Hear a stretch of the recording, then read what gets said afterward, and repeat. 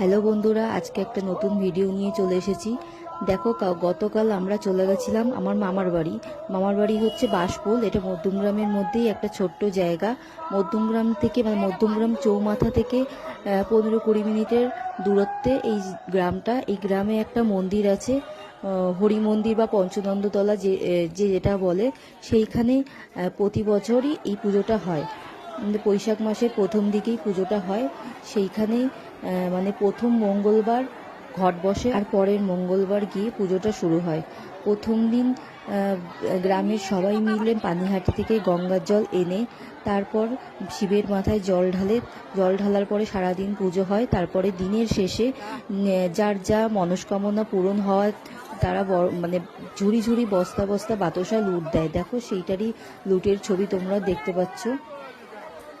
এই মন্দিরটা খুবই জাগ্রত, গ্রামের প্রতিটা লোকই এখানে এই মন্দিরের মানে দেবতাকে খুবই মানে। আর এই সময়টা প্রতিটা ঘরে ঘরেই আত্মীয় স্বজন চলে আসে, আর তারা সারা সপ্তাহ ভরে নিরামিষ খায়। আর এই প্রথম দিন এই লুট ছড়ানো হয়, আর তার পরের দিন থেকে মানে অষ্টপ্রহরে কীর্তন শুরু হয়। তারপরে 3 দিন 4 দিনের মাথায় গিয়ে পুজোটা শেষ হয়। আমরা প্রতি বছরই যাই। আমি যেহেতু ছোটোবেলা থেকেই দেখে আসছি এই পুজোটা, তাই প্রত্যেক বছরই এই সময়টা ঠিক মানে কোনো না কোনোভাবে পুজোর খবরটা কানে চলে আসে। তারপরে এই বাসতলার নিচেই একটা ছোট্ট মেলা বসে পুজো উপলক্ষে।